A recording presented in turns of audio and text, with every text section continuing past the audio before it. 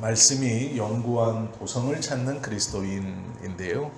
14절, 15절, 16절 특별히 성경은 어떠한 구절을 보는 것이 아니고요. 앞과 뒤 이 문맥을 다 보고 그 안에서 통일성을 찾는 것이 중요합니다. 또 문맥만의 통일성이 중요한 것이 아니고 성경을 볼 때는 모든 것이 예수 그리스도에게로 통하는 즉 복음적인 예수님의 구속사 십자가의 사역 안에서 비추어 봐야 됩니다. 그래서 성경의 말씀을 받을 때는 앞과 뒤의 문맥을 다 읽어봐서 이게 어떠한 이야기 중간에 있는 것인가를 기억해야 되고 또 그 어떠한 이야기 중간에 있는가를 잘 찾았다면 이 이야기가 예수님과 십자가의 사건, 즉 나의 구속과 어떤 관계가 있는가까지 찾는 것입니다. 오늘 14절에 보면 그리스도인의 궁극적 삶의 목표가 무엇인가를 우리에게 보여주고 있습니다. 나그네라는 말이 있고 방랑자라는 말이 있죠. 목표 없이 떠돌아다니는 사람을 방랑자라고 합니다. 이곳저곳 나그네와 같은 삶이죠. 오늘은 이곳에 있고 또 마음이 동하면 또 저곳으로. 그러나 그의 삶은 죽을 때까지 목표가 없기 때문에 계속 왔다 갔다 하는 삶입니다. 목표가 있는데 떠돌아다니는 사람은 방랑자나 나그네라고 하지 않고 순례자라고 합니다. 돌아갈 곳이 분명히 있는 것이죠. 그 사람은 목표가 있기 때문에 똑같이 이리저리 가는 것 같지만 결국에는 자신의 본향을 찾아 순례의 길, 즉 자신이 원하는 그 도성을 가기 위해서 방랑자는 이 목적이 없기 때문에 이리저리 다니는 사람이고요. 순례자는 이리저리 다녀도 결국 그곳을 가기 위해서 다 거쳐가는 그러한 삶을 살아가는 사람입니다. 종착 지점이 있는 것과 없는 것은 굉장히 큰 차이가 있습니다. 우리는 모두 다 종착점이 있습니다. 그게 뭐냐면 하나님의 성, 즉 하늘의 도성이라고도 하고 예루살렘이라고 부르기도 합니다. 하늘 예루살렘이라고도 부르고 하늘의 도성이라고도 부르고 우리는 천국 하나님의 나라 이렇게 부르기도 하죠. 14절 말씀에 보면 이런 말씀이 있습니다. 우리가 여기에는 영구한 도성이 없으므로 장차 올 것을 찾는다라고 말합니다.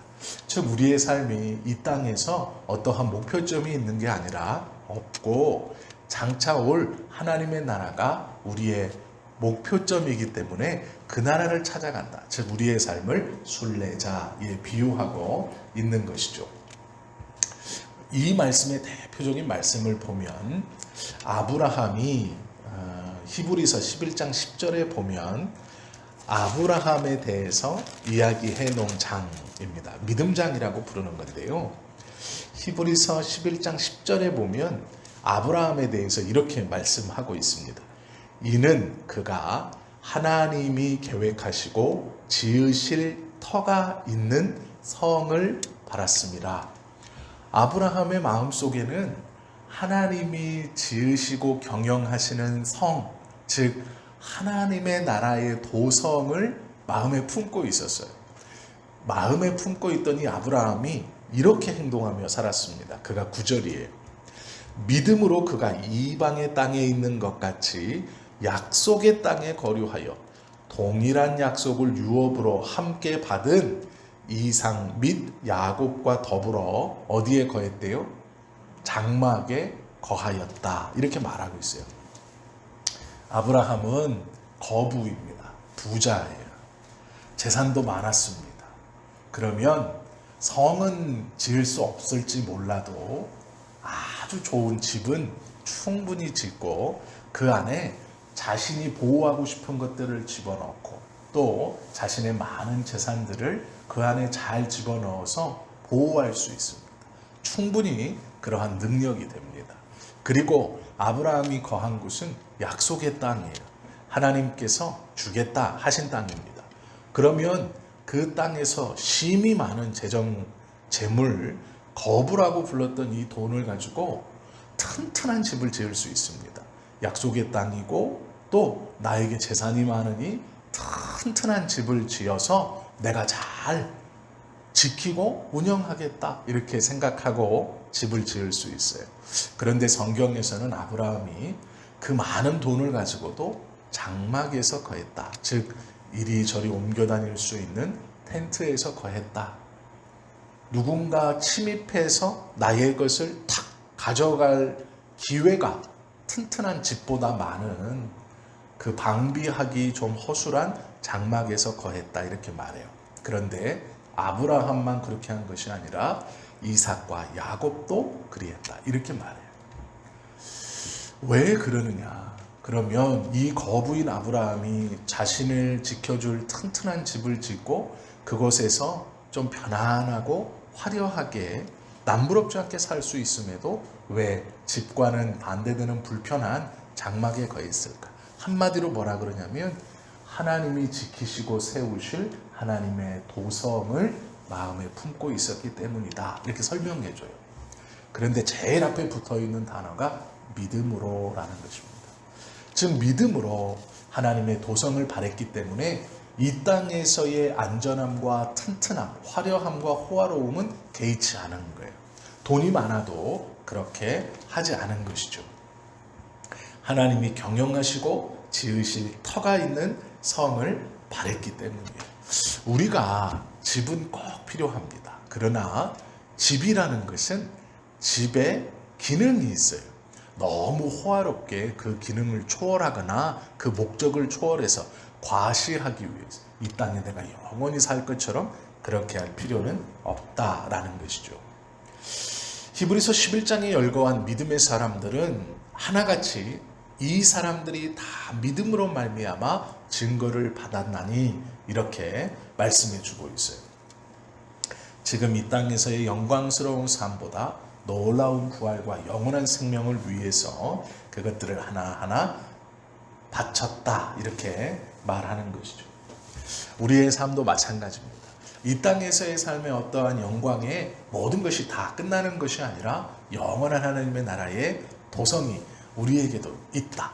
그 나라를 향해 가자. 그 나라를 얻으러 가자. 즉 그 나라를 움켜쥐러 가자라고 하는데 그 나라를 움켜쥐기 위해서 어제 우리가 보았던 예수 그리스도처럼 성 밖에 나아가 거룩한 산 제물, 즉 그 고통, 예수님이 가신 그 영광을 보고 그 앞에 있는 고통을 참으신 것처럼 우리도 영원한 도성을 보고 예수님처럼 나아가야 한다 이렇게 말씀해 주고 있는 거예요.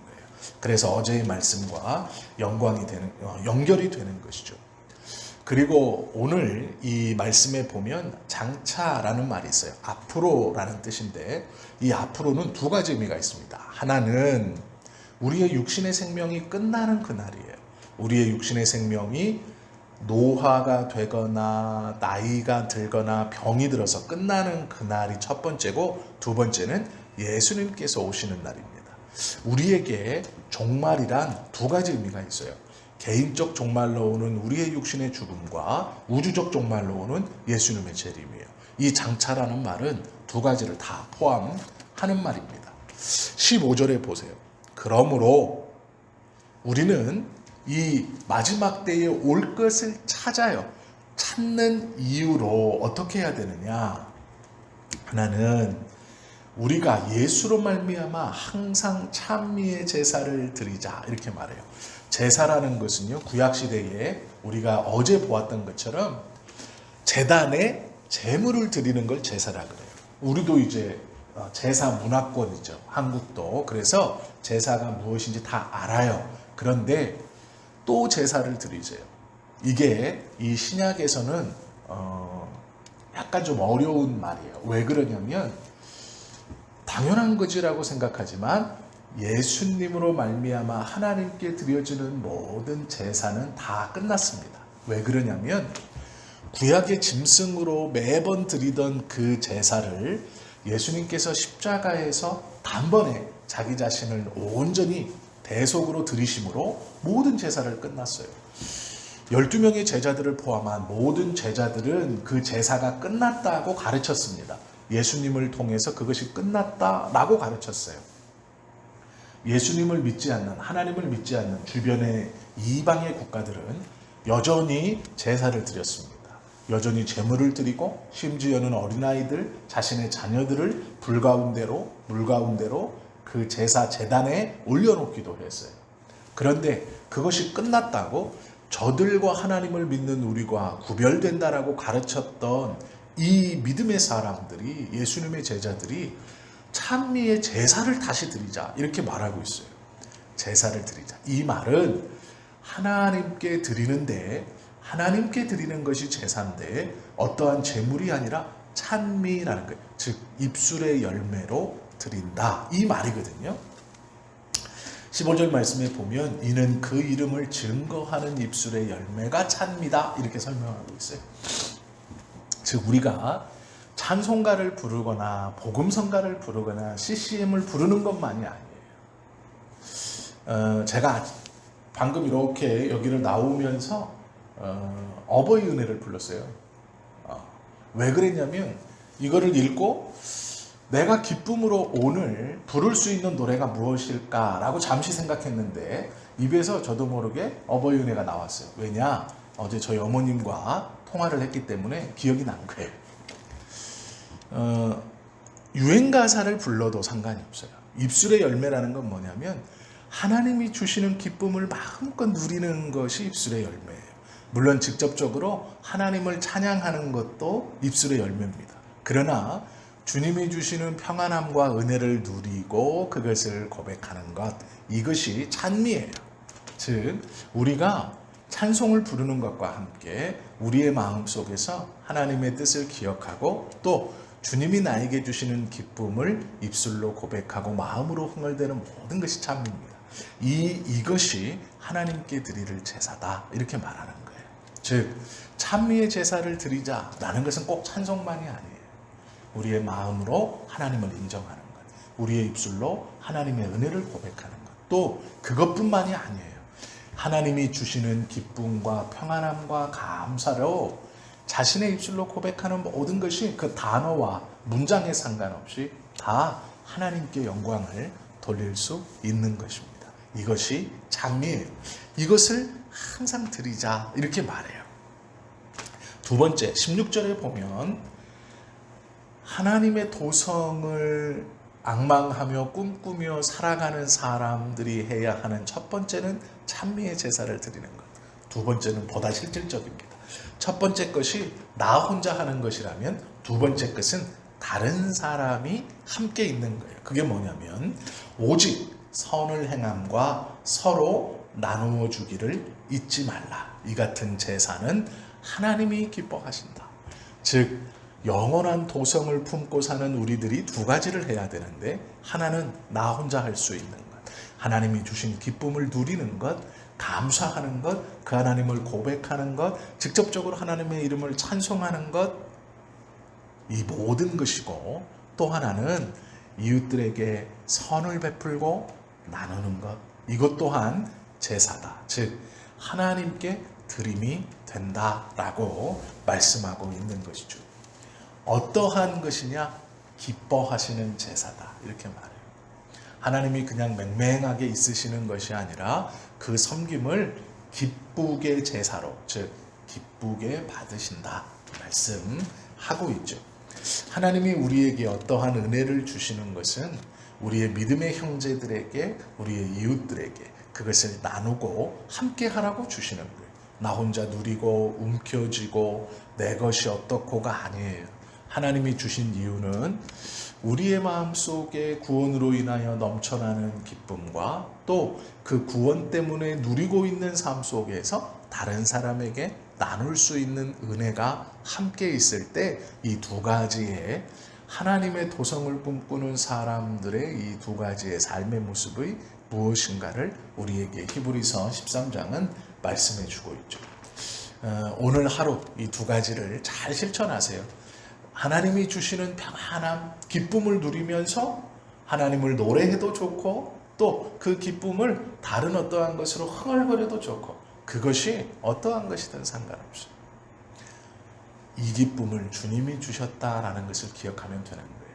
이 마음을 주님이 주셨다라는 거예요. 서운한 마음도 속상한 마음도 그래서 하나님 앞에 고백할 수 있는 거예요. 나는 주님께 붙들린 삶이니 그 속상하고 그 좋지 않다고 느껴지는 마음도 주님이 주셨다. 그러기에 그 순간에도 감사하고 노래할 수 있는 거예요. 무엇인가 흥얼거릴 수 있는 거예요. 또 하나는 나의 주변의 사람들. 원칙이 있습니다. 베푸는 것의 원칙은 나와 가까운 사람들을 먼저 베푸는 거예요. 즉 우리에게 가까운 사람이 누군가요? 자녀들이에요. 자녀들에게 먼저 베풀고 부모에게 먼저 베풀고 나의 형제들에게 먼저 베풀고 나의 친구들, 믿음의 사람들 이렇게 베푸는 거예요. 순서 없이 아프리카 아이들 너무 좋죠. 베풀면 내 부모 돌보지 않고 내 자녀 돌보지 않고 잘못된 베품입니다. 하나님께서 기뻐하시는 것은 우리가 무엇인지 다 알죠. 그래서 오늘 하루 이 두 가지를 찬미의 제사, 나눔의 제사를 잘 실천해서 하나님이 기뻐 받으시는 제사를 드리는 그런 귀한 날, 귀한 하루 잘 보내시기를 예수님의 이름으로 축원합니다. 기도하겠습니다.